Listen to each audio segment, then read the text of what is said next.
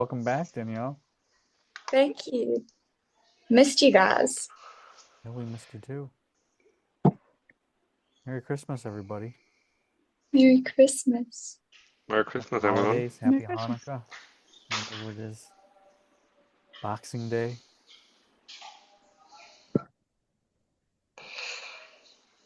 Where'd you run off to, Daniel? Oh, I was in the Seychelles. It was incredible. Wow, sounds wonderful. Yeah. You get a little sun? Lots of sun, swam with turtles and a whale shark. It was incredible. Wow. Well, tell us. It was amazing. We were on a catamaran for a few days, just with our kids and the captain, and we just cruised around to different islands and would moor just outside the island, and then we'd swim to the beaches, snorkel, and just be in nature. And it was incredible. And we fished and we ate the fish, and uh, it was just such a beautiful experience. And then we were on the actual island, Mahe, for a couple of weeks, and with my husband's family, and that was special as well. And we just got home, so it's great to be home. Sounds like you had a great trip. I did, thank you. Great. Anybody else have any Christmas adventures they'd like to share before we get into some Q&A? Arun's crossing his arms. Nope. Definitely a no from him.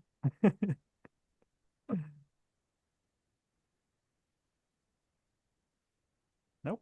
All right. Anybody got anything they'd like to talk about? Any concepts from the book?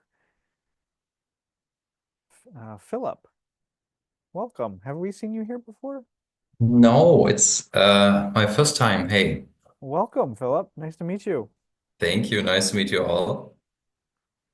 Where are you coming in from? I'm in Germany. Actually, it's 2 a.m.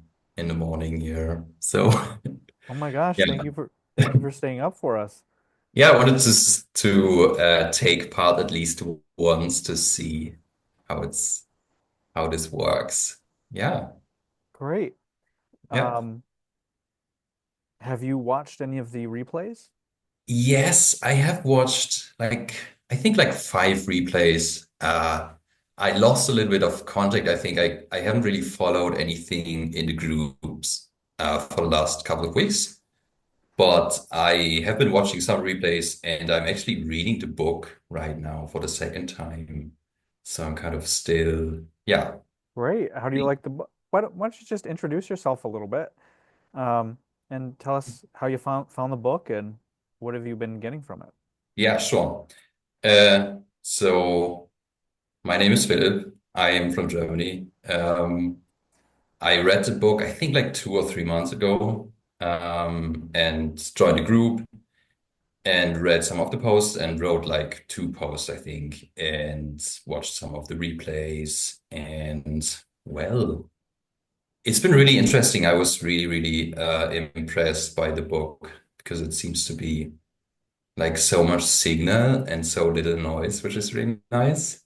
And yeah, what else can I say? How'd you find it?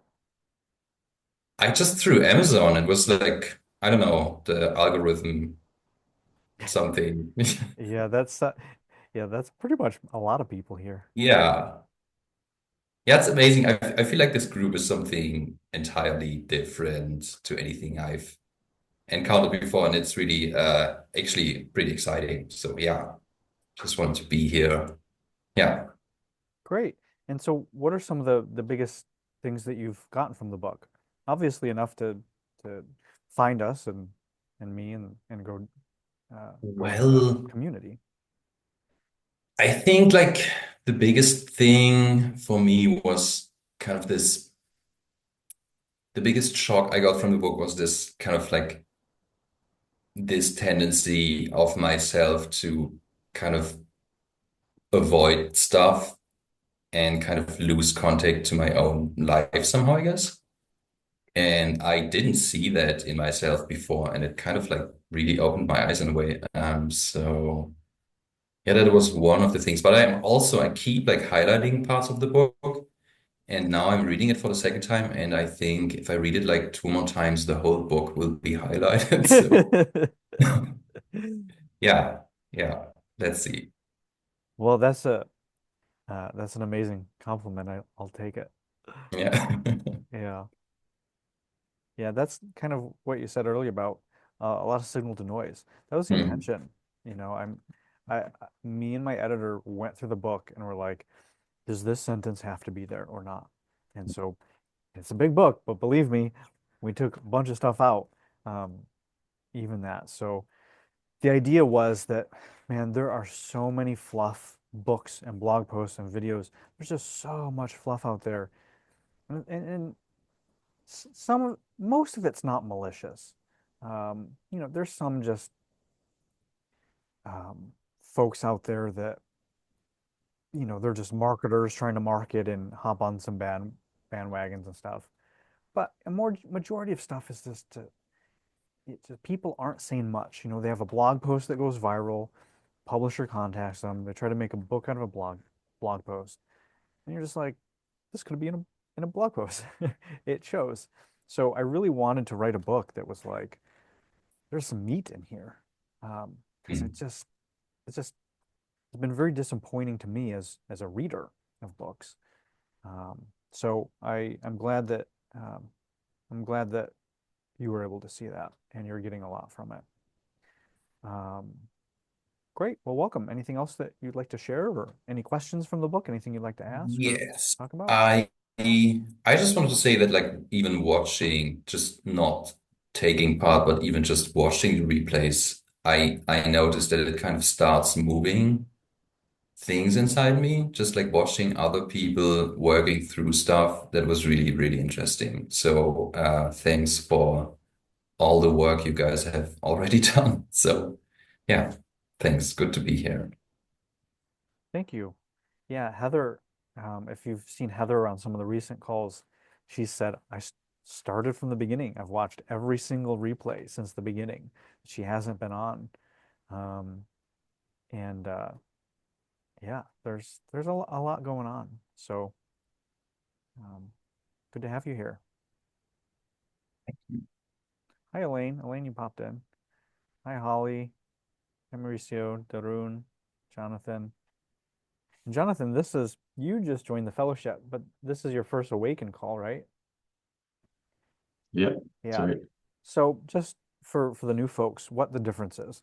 So the Awaken calls, these are what I started in May, and these are more like Q&A format, topics, discussions, usually around the book, other things like that. And then, this is just a free ongoing hour-long call. Whereas the fellowship is a 2-hour weekly call. It's paid, where we give feedback, where we are actually doing the work, where it's therapeutic, it's healing, we're um, uh, giving and receiving feedback from each other. Just so you know the sort of difference between the two, because there's a huge crossover. We've been doing the Awaken calls, and almost everybody that stayed in the Awaken calls are like, this is great. When are we like, let's give me feedback. Let's do some work. And then that's why we started the fellowship back up. But I just like to just make that distinction, because now that we're doing the fellowship, most of you guys are coming on from that and are like, oh, we're not we're not doing that stuff. So just to sort of share that distinction, because the groups are very similar, and just so you know what to expect.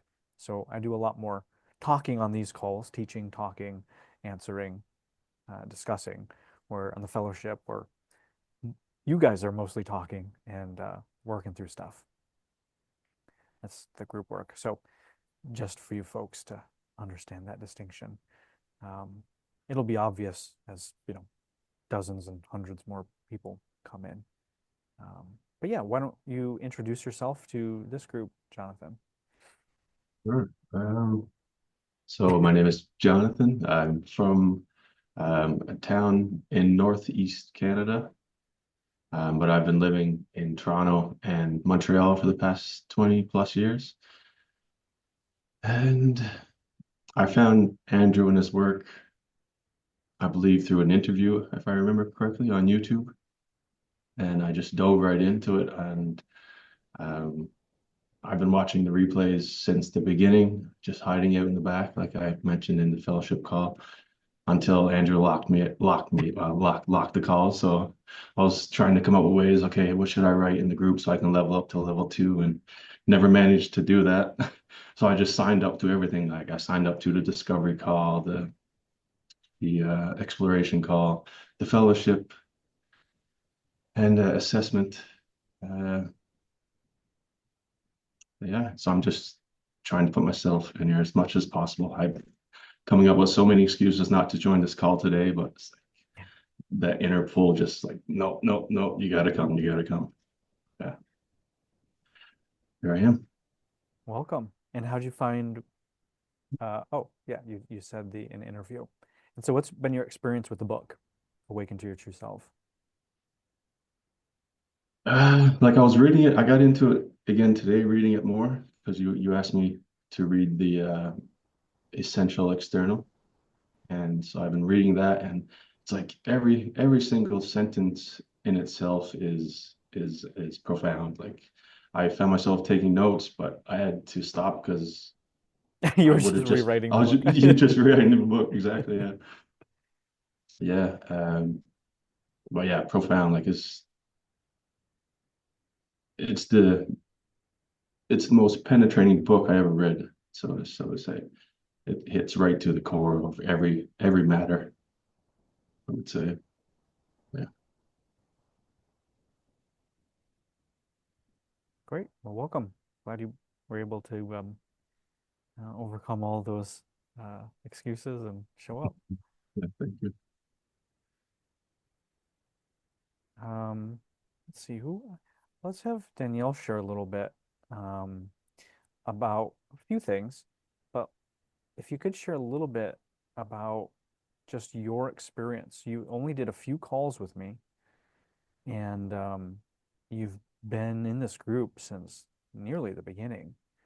And just on these awaken calls, you've both, and you can correct me if I'm wrong, but you've seemed to gain so much and share and offer us so much.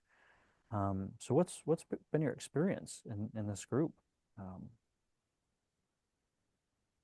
It's changed my entire life. There's so much in the book, and reading it changed my life. And then finding this community, I always say it's the connective tissue that has just brought together everything in my life. And yeah, I know that feeling of standing on the edge and then just diving in, Jonathan, like you're just doing everything. But I had to do it like I have a South African budget. So I had to do it like within my budget. But it's just, And that's worked out amazing for you because it's actually given you a lot of space in between. to Yeah. integrate everything, because there's so much.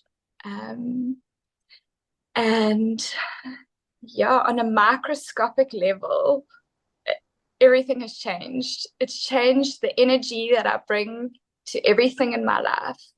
And I'm realizing and understanding more and more that it's all about relationships, and going deeper. And it's this opening and closing that we do. We shut ourselves off so much because of hurt and pain and a lot of experiences from our childhood. But it's there to teach us something. And Andrew's been this incredible guide, to like take us in there. In the beginning, it's a hand holding, and then he's like, you can do it. And you go in there, and it's like our part of this letting go, of really letting go of all our stories and subtracting those stories.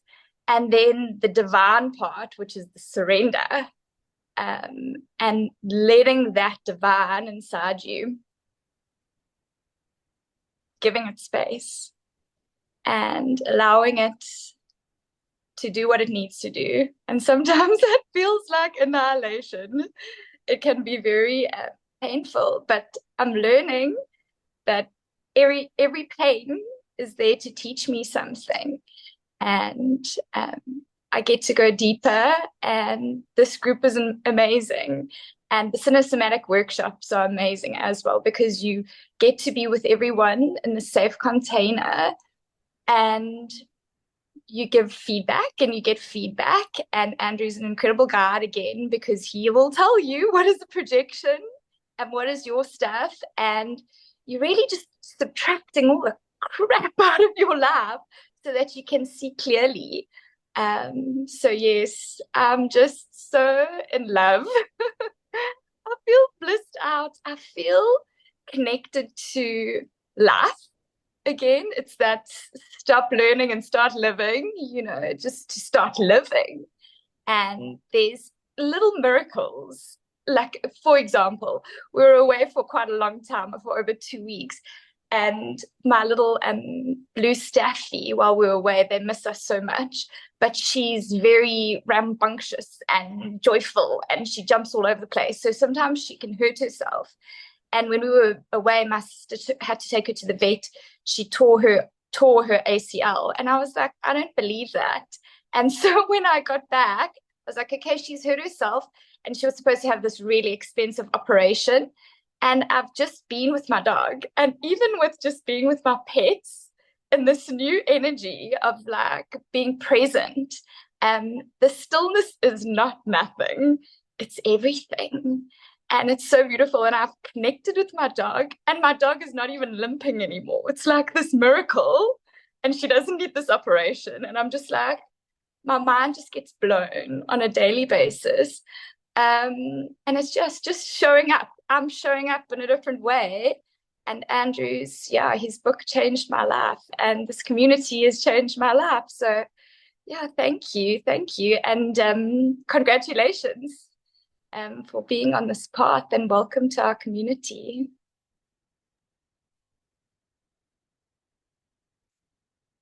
We're gonna have Danielle welcome everybody from now on out. We'll get the red carpets and hand Danielle a microphone, and well, it's a blessing to have you a part of our community as well. Thank you. It's good to have you back. Are you gonna be on the call tomorrow? Amazing, wonderful. You're gonna you're gonna maybe love it, maybe not love it, but yeah. It's let's see, we got some people here. Let's see, Elaine, Holly. What is she in store for? Darun, Jonathan. Jonathan, we just welcomed Jonathan last week.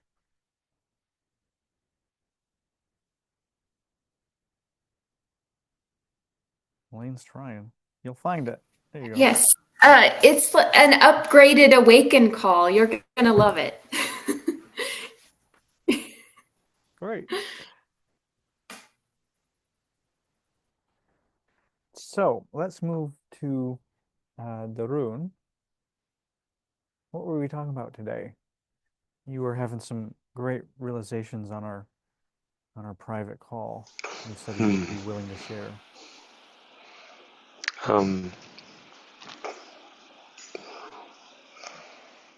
So I've been working with Andrew for I think exactly a year and a half right now, and I've shared this on previous calls, whether Awaken calls or the fellowship. I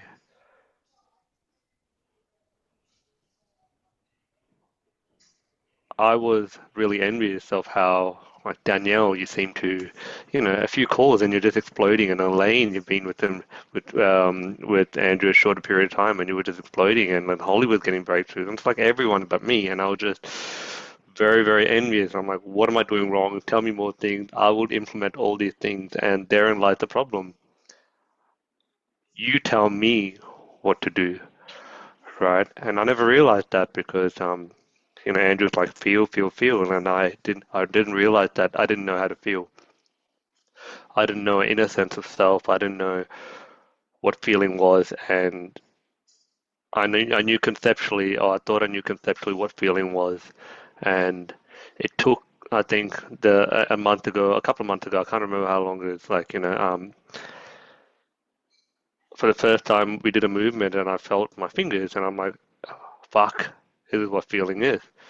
And I'm like, okay, I'm going to do this course. And then Andrew headed off to Peru, and then we had a bet. And I said, Andrew, okay, if I don't do this, I'll pay you $1,000. And Andrew said, for every day you don't do this, you'll pay $1,000. I'm like, holy shit, that's $30,000 that I'll have to put down if I don't do it for a single day. And I'm like, all right, I'm going to do it $1,000. And for the first week or two, it was just so hard to just um, move in my body. Elaine, you were saying that you're moving to 30 minutes every day and you were just had this amazing breakthrough of that. And I try to do that. I'm like, nah, that's crap. Like, it didn't really work for me. Like, I don't know how to do it. But this $1,000, I'm like, I had to show up. And so I did. And for the first week, it was really hard. I didn't know how to do it. And I was just like, is this what I'm supposed to do? What I'm not supposed to do? And over time, I realized, holy crap, I was acting out conceptually what these things were, but I still wasn't feeling. And once I got this certain resonance of this overwhelming sense of incapability within me, this feeling of incapability within me, and it manifested as being like looking like a spastic or looking like a retard, and I hated that, and I wanted to be this constrained image.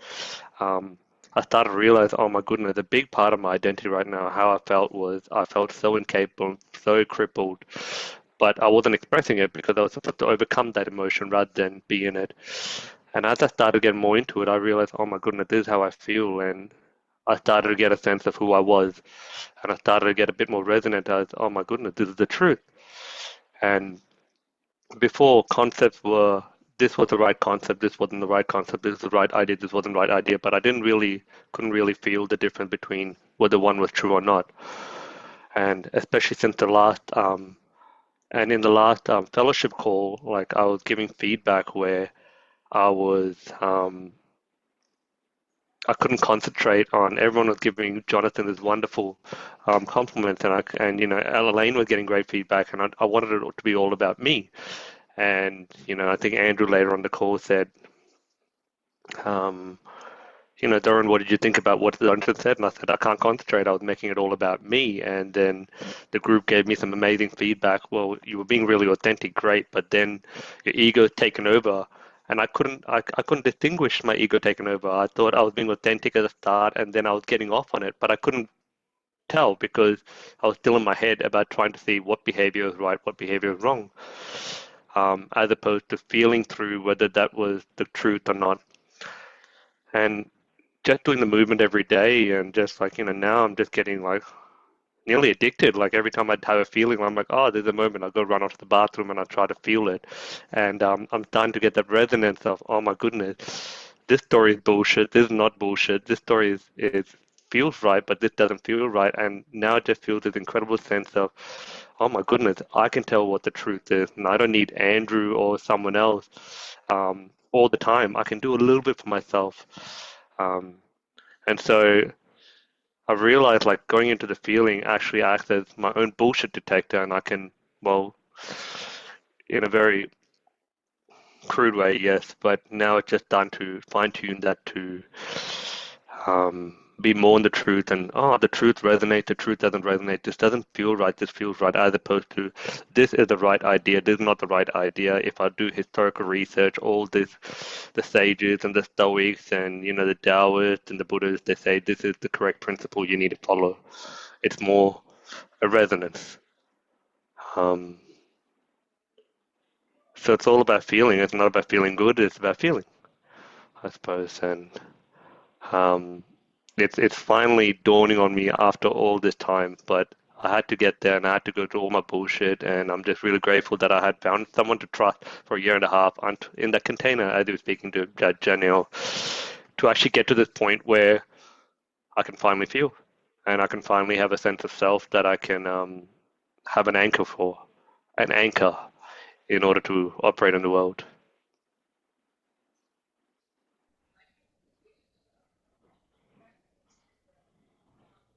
Great. Thank you for sharing.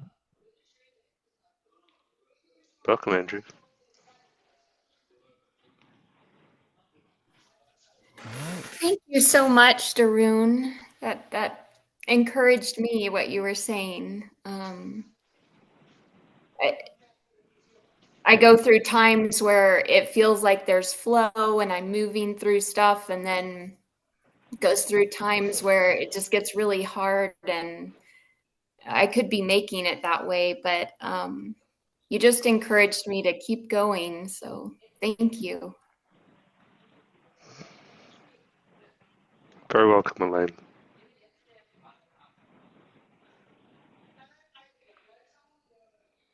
Holly, Mauricio, any questions? Anything you'd like to talk about? Or Elaine, Philip, Jonathan, Danielle? Anybody? No?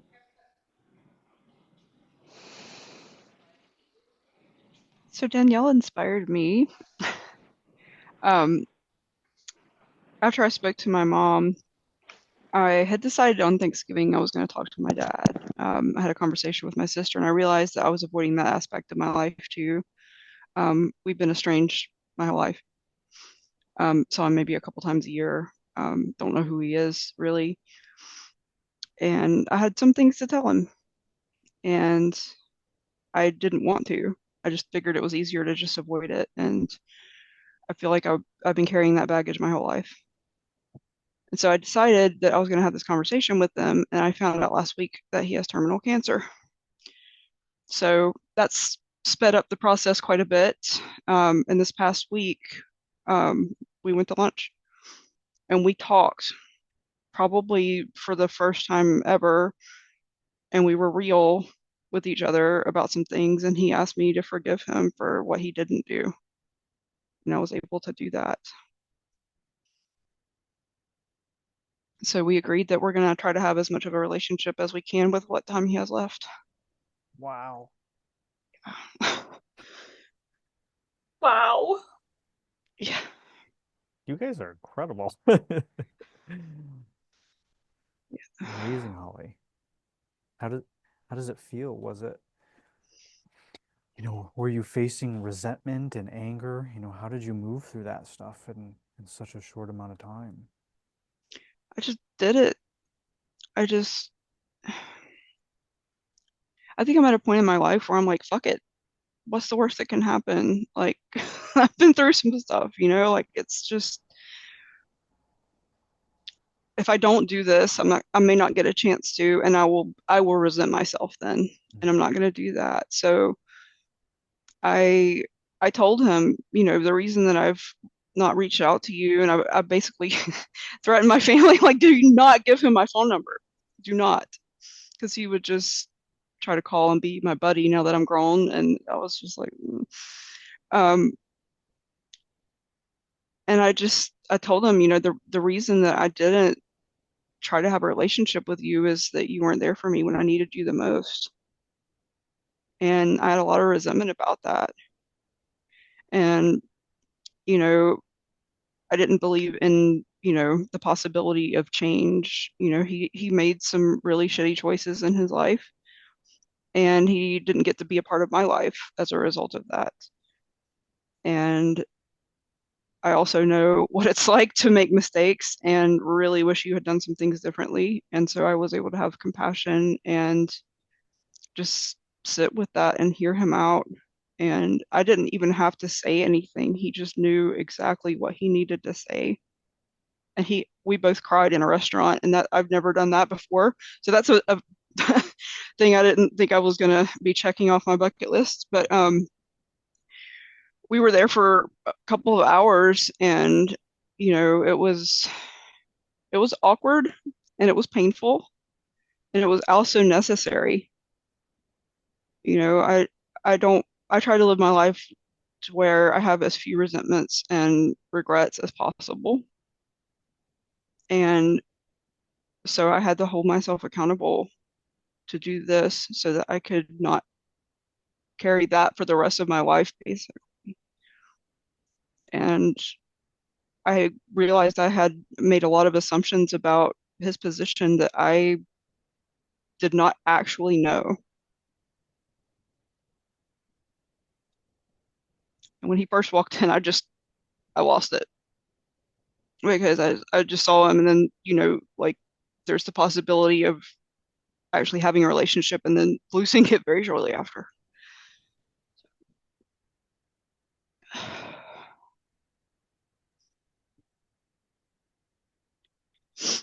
But I had to be willing to go through that pain to not live with regret.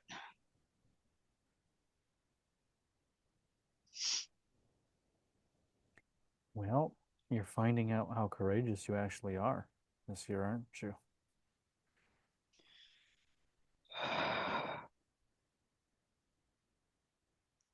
Yeah, remember, courage doesn't mean you don't have fear. Courage is having fear and doing it anyway. It's not trite. It's real. You know. It's not for the faint of heart, I promise that. But it's still worth it, though. I'm always glad that I do it. Exactly. In the moment, I'm really anything but enjoying it, but I'm always glad that I did it at the end. Yeah, I don't think I've ever heard anyone said, "Man, I really wish I didn't have courage then." Yeah. So what was the major thing you were avoiding? I just thought it was unnecessary, and it was just going to be some awkward encounter, and I was just going to he was not going to show up for me again, basically. I Okay. was pre-rejecting that possibility Yeah. to avoid pain. A lot of projections and judgments, to keep Absolutely. you safe. Yeah, of course. Yeah. And he had never given me any reason to believe that anything would be different either. But there's something that happens when you know that you're going to die. And I think that was honestly a necessary component. He was that far off the trail.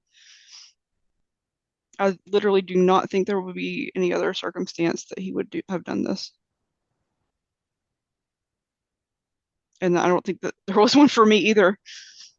I was pretty obstinate about not doing that until very recently. It was just so weird, the timing of it. You know, I had already made that decision, and then I find out. Yeah, you find it's not as weird as you might think. Yeah. These choices. It's the last part of the last chapter, the last section of the book. Choice. Make these choices. I've seen temporal things, meaning that did something in the future happen to cause me to make this choice? Did something in the past happen to cause this choice? Did my choice now cause something in the past? There's something that happens when you make these without a shadow of a doubt. How many of you have made these choices where you just had no reason to believe it?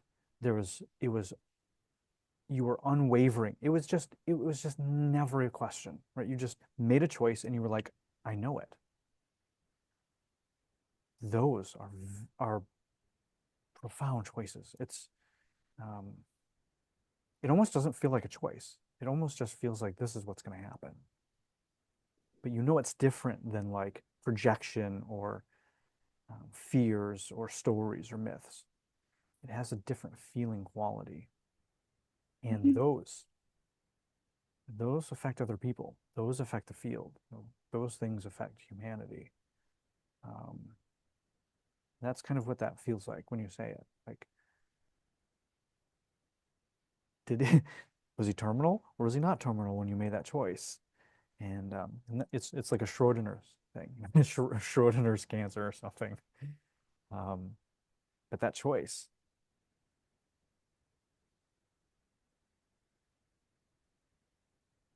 is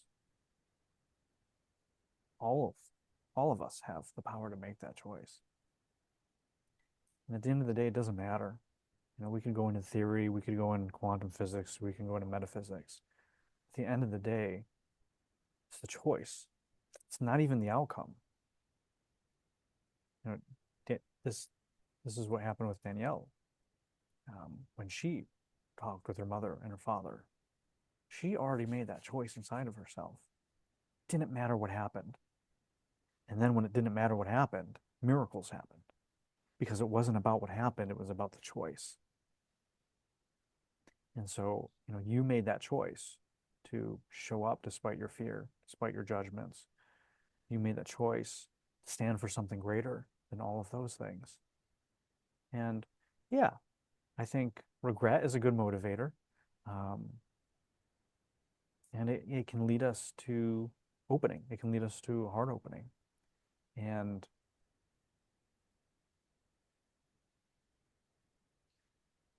it's a very, very, very powerful force. You know, it's connected to our free will. And this free will is incredibly powerful. Our creative force, our ability to choose, very, very, very powerful. I think if I had done this sooner, it would have come from a place of martyrdom or societal pressure. Like people should have a Guilt, relationship with their yeah, dad. yeah, maybe You know, guilty, like, yeah, societal yeah, guilt. or Yeah. somebody wants a relationship with you, you know, that's supposed to be important to you in your life. And, you know, this came from within, and it was a very different choice as a Where'd this result. come from? What It feeling? came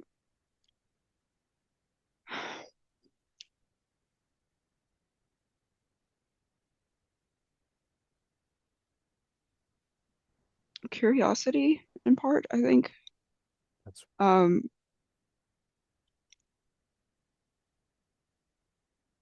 Curiosity is very underrated. It's very powerful. and then there's that aspect of,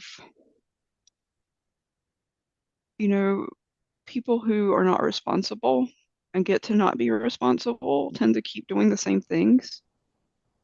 And there are very real consequences to what people do and how it impacts other people. And those consequences are very real for me. And I've literally swallowed them like I was swallowing an atomic bomb my whole life. And so part of it came from loving myself enough to tell someone how they impacted me, how their choices impacted me. And whether he held himself accountable or not, that wasn't up to me. And I did temper how that went a little more than I probably would have if we had, you know, if he was not terminal. There are just some things that don't need to be said, but I didn't blame, I didn't attack. I was very honest about how things impacted me. It was really, really hard to do. So I took a lot of deep breaths before I spoke. And I just felt the energy between us. And some of the things that he said, I really never expected to come out of his mouth in relation to our relationship. It's another great example of what I said, I don't know, about a month ago. That possibility of hope, right? Boundaries with the chance of hope. And that can be a fucking super solid military guarded boundary, right? But the possibility that we can change, there has to be that possibility. Has to be that possibility. And remember, it's not change on the true self level, right? That's beyond the hierarchy of change. And a lot of people in this work get hung up on that. I thought you said there's nothing wrong with me. Nothing's broken. Everything's fine. I have everything I need. Why do I have to change? Why do I have to make choices? Why don't you accept me how I am?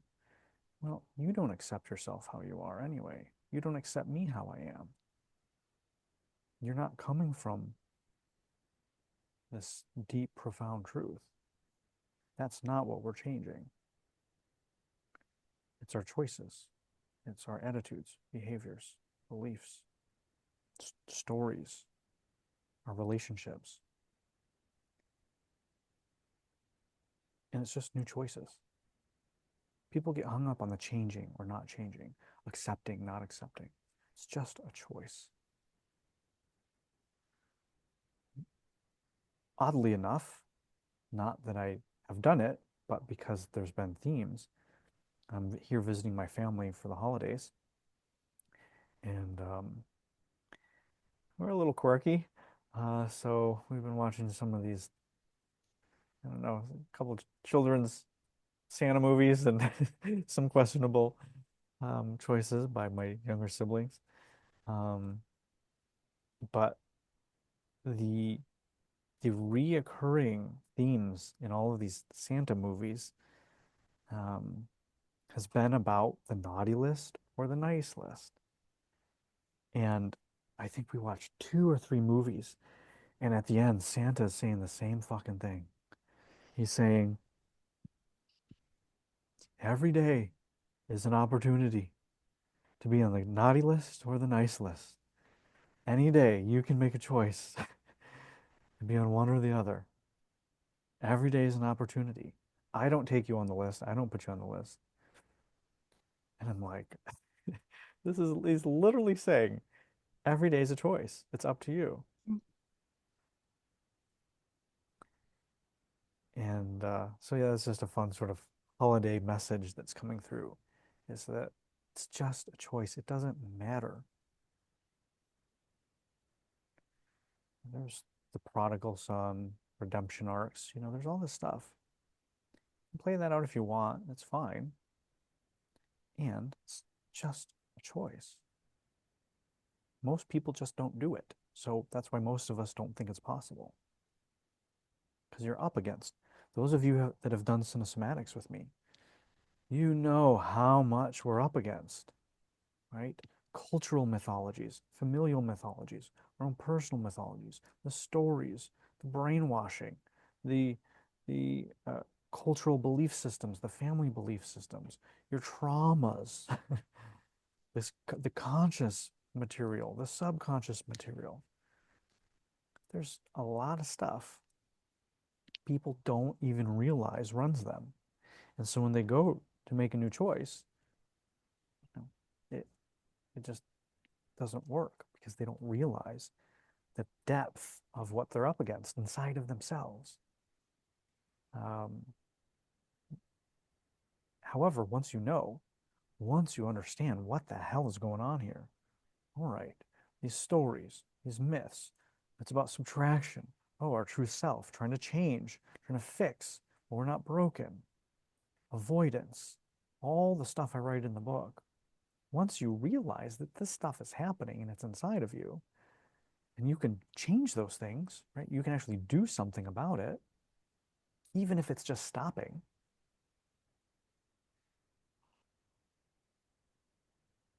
Life opens up. Possibilities opens up. You realize that you're just a choice away from a whole new life. We're all one choice away from a whole new life. You can choose now, tonight, to stop suffering. You can choose now, tonight, to book a plane ticket to somewhere else in the world. You can choose tonight to quit your job, find a new job. You can choose tonight to ask that person out. You can choose tonight to stop eating junk food. Philip, you got a little grin when I said that one. Yeah, you did. I saw something. It's a choice, right? I'm not guilty. I Okay. eat well. Just one choice away.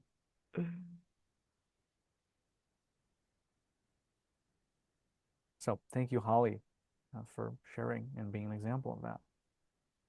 You're very welcome. Holly, it is so beautiful to witness this in you. I mean, you weren't even on the calls. You were there, but we couldn't see you. And I was like, when will she show her face? And look at you. You have such beautiful courage. And the radiance coming from your face, you have color in your face. I feel like there's a beauty that's coming through you, and it's just very beautiful to witness this in you. Congratulations, my friend. Thank you. I think I felt it in you, and that resonance really opened a lot of things for me. So I think you sharing your beauty really helped me to get here. So I have a lot of gratitude for you. Thank you, my friend. And you, there's just such a beautiful authenticity about you. I feel like you're open and I'm connected to you. And you're also going to move a lot of people forward. So well done. Thank you.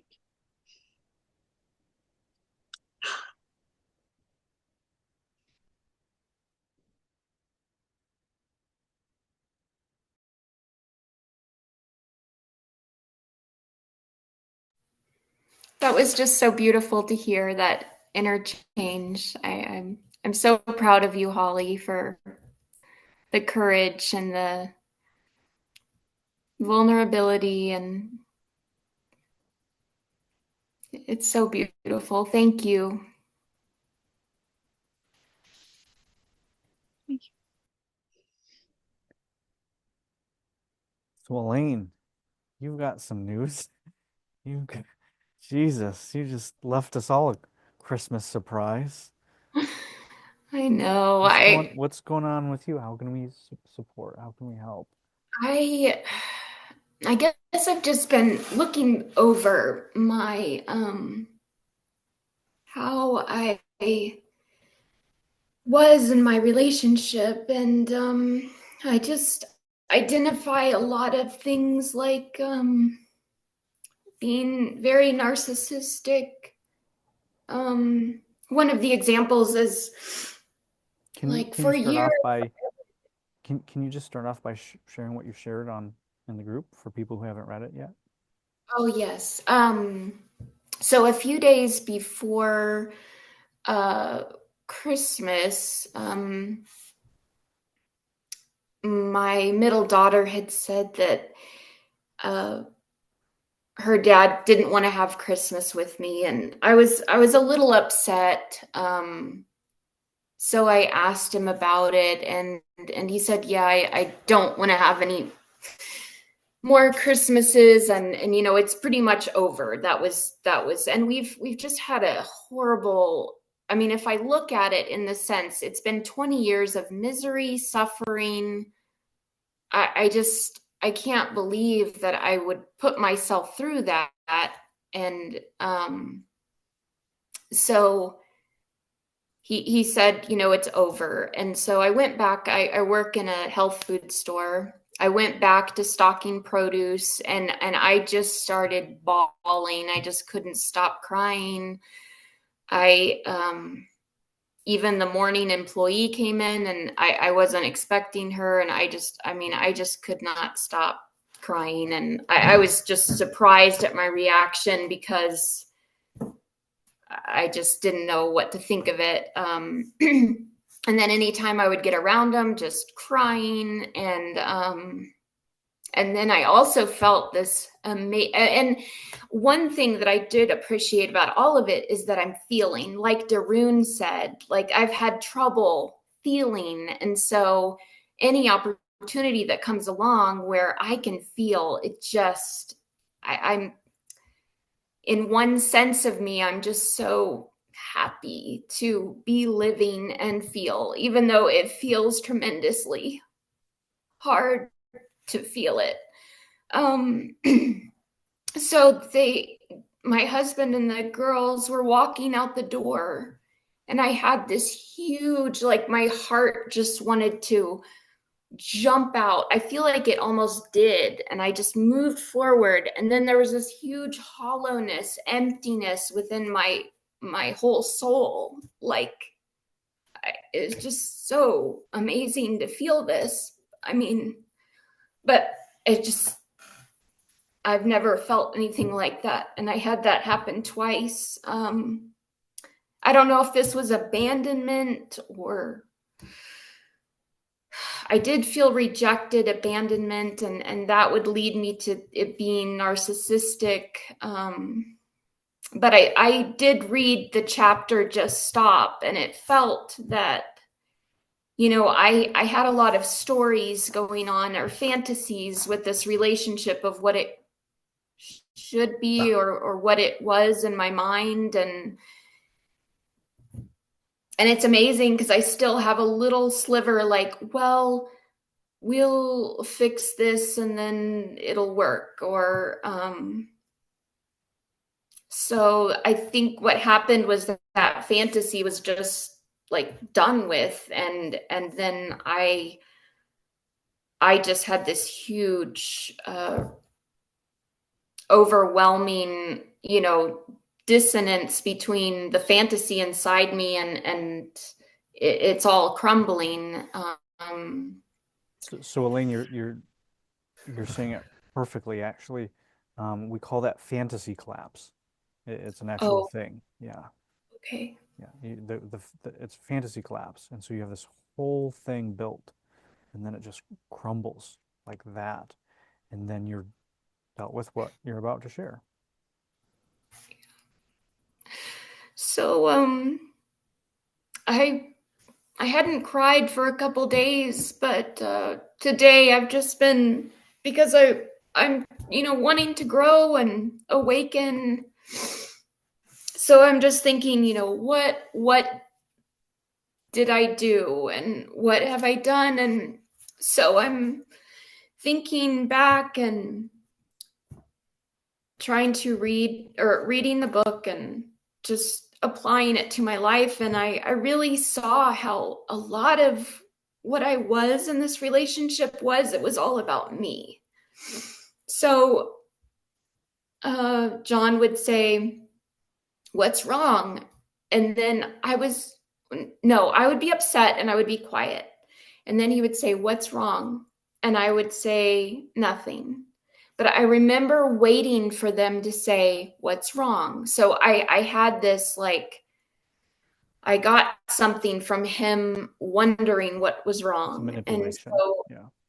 I had no, and I had nothing to give. Like, I was so caught up in my own emotion that I wasn't able to give to him. So I feel like I, was a very abusive partner. It's just hard to realize that. And, that it's not all about me and that I've affected these lives. And then I have my 3 girls and I've affected their lives. The essential external, looking at that, like, what around me, why is my life the way it is? I've created it and I don't like the results. And so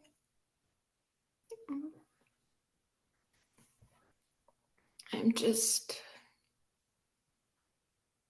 trying to go through and just feel it, feel the pain that I have caused and inflicted.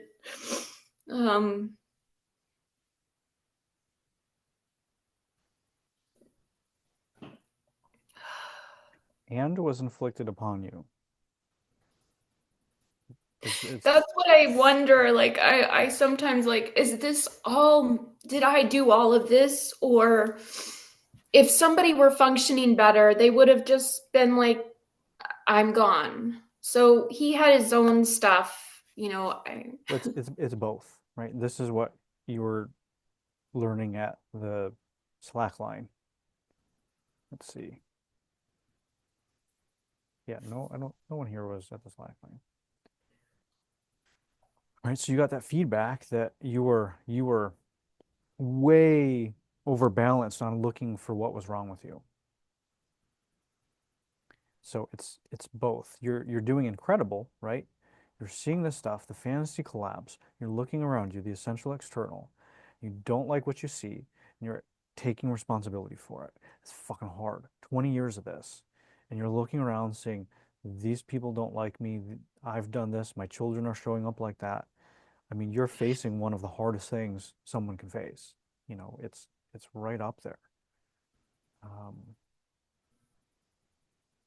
So the reason I said what I said is it's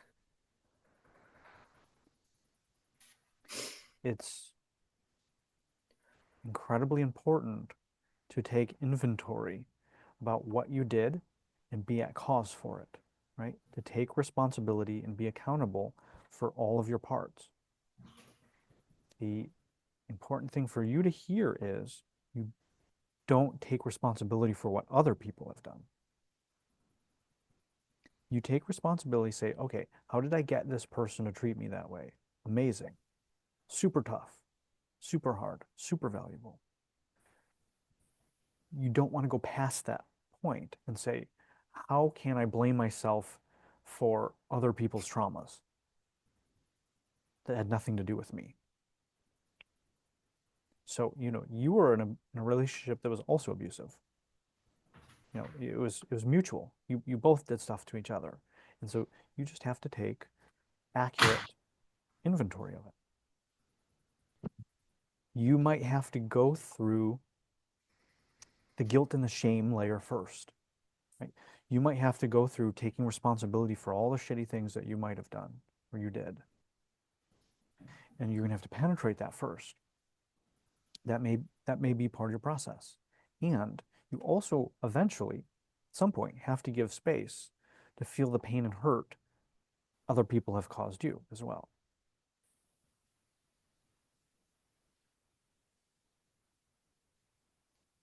So your pain and hurt from what they did is just as valid as their pain and hurt from what you've done, right? Correct. Maybe not in each equation, right? Maybe not every instance, right? Maybe this one was like, you were just completely off. Maybe this one, they just completely projected all their trauma onto you. But in the whole grand scheme of things, of you taking inventory and feeling it, you want to take as much and as all of responsibility and accountability as you can. And you also want to be honest about how you actually feel for yourself, right? The pain that was caused to you. You know, it's a both. And when you do that, after you feel it, here's the trick. If you try to do what a lot of people do and blame themselves and try to take control, you know, like this fake ownership, ego control over it, what it does is that it's like when we learn psychological ideas and say, oh, I know not to blame my parents, so I don't want to talk about anything my parents did as a child. They did everything they could, right? It's bypassing, right? So if you haven't done any work and you have all this childhood trauma, the last thing you want to do is say, my parents did everything they could. There's no point in blaming them anymore. I need to move on. No, you have to go in, right? Because there's still that resentment and anger and pain and trauma buried in there. Once you go in and feel all of that stuff, blame your parents, get it out, then you take responsibility. Then you take ownership. If you do it beforehand, it bypasses feeling all of the pain and suffering and trauma. If you do it afterwards, you give yourself permission to be angry. You give yourself permission to feel shame. You give yourself permission to do all of that stuff. So you can feel it, it informs you, and then you say, okay.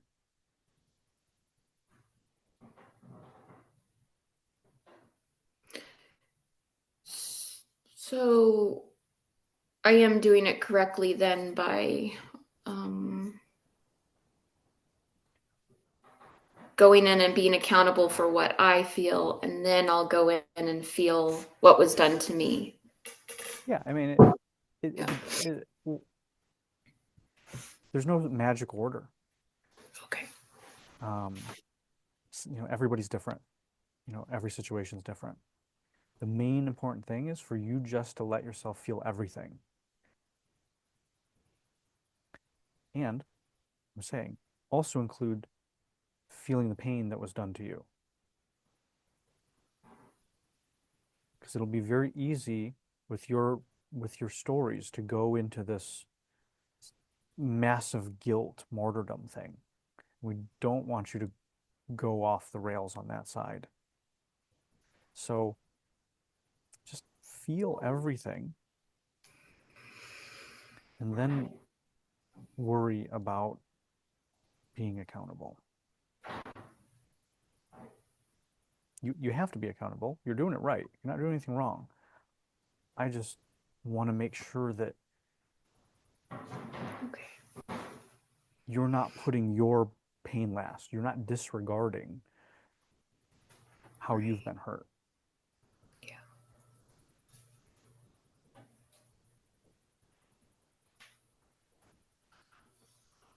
You got a little demon Yeah. back. Katie.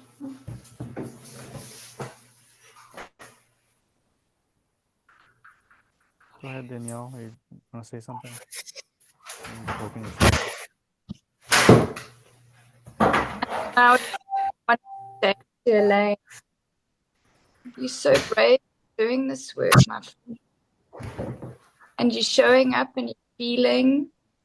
Like there's this poem, I can't remember the whole poem, but it's about don't be dismayed by the things of this world because things are broken, but they can be mended. And you are doing the work. You're showing up. So I'm proud of you. You're changing your future. You're making new choices. Don't forget that. And I love you. Thank you so much. Love you too.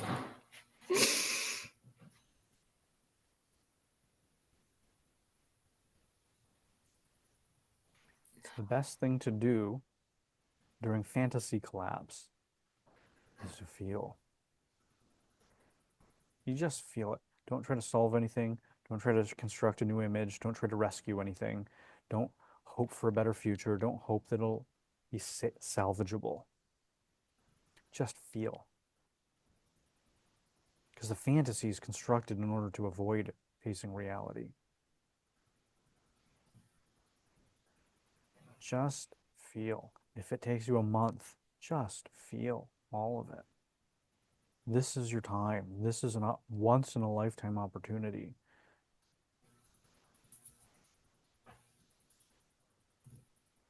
Self-love is really what it is. The space and the permission and the freedom to feel all of this stuff. Anything else you'd like to share?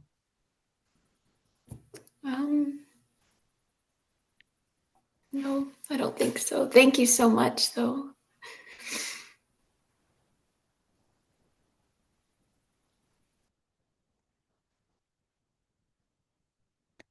All right. Anybody else have any final comments before we wrap up?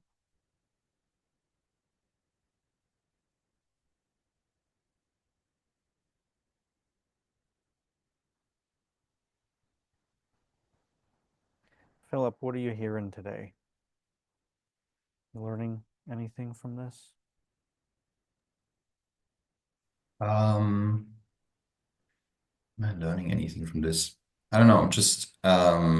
I'm just still happy to be here.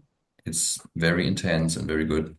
And thank you for sharing all of this. I feel like I didn't really share too much, but yeah, I think it's a good thing to be here for sure. Yeah. Great. Thanks. Yeah, thanks for letting me be here, actually. Yeah. It's great. Thank you for joining. Sometimes we scare some people away.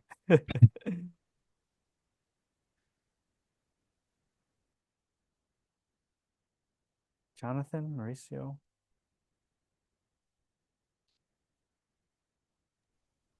Just enjoying the call and learning the importance of feeling because I tend to avoid feeling.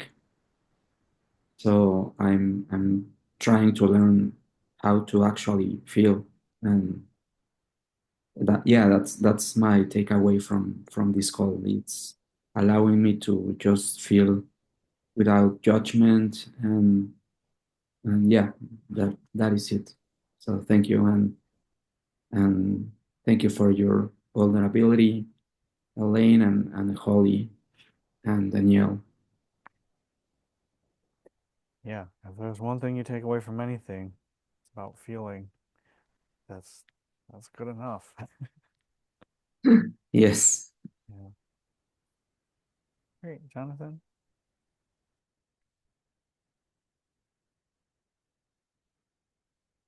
No obligation if you have something.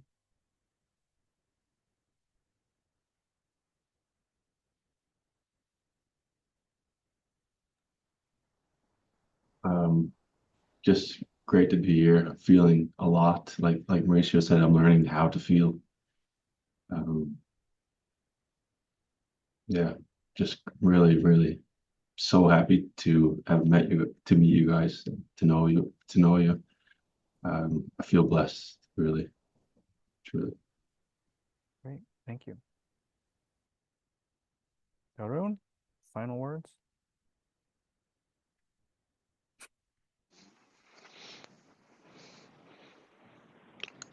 It's really easy to talk about what you're going through after the fact and how you're feeling, and the very fact, Elaine, that you're going through this and opening up, it's unbelievable.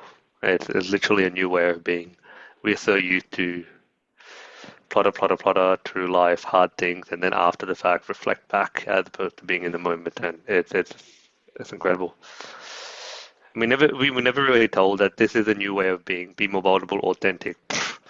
Just tell me how to get the result right. I want a beautiful marriage and wonderful kids and all of that. And it's like, well, it's not about all of that. There's a catch in there, and it's wonderful to see you do that.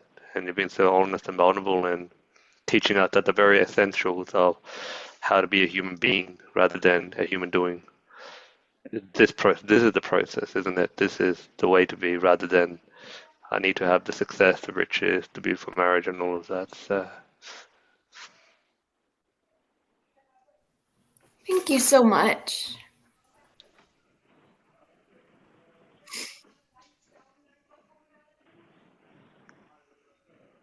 you're very welcome, Alon. All right, everyone. Happy holidays. If I don't see some of you until next time, Happy New Year. And for a few of you, I'll see you tomorrow night for the fellowship. See you later, everyone. Bye. Bye. See Holidays. you. Everyone. Good one. See you all soon.